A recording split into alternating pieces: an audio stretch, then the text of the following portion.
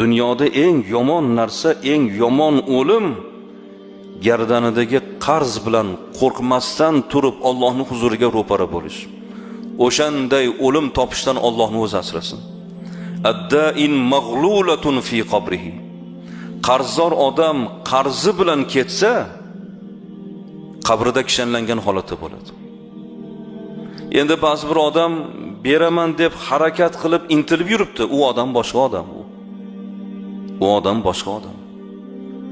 Bu qabrida kishanlangan holatda bo'ladi. Kim bermasdan, qo'rqmasdan, aldab, xiyonat qilib bermasdan o'lib qolgan odam dunyoda eng yomon o'lim topgan odam. Shuning uchun ham janozada imom nimani so'raydi?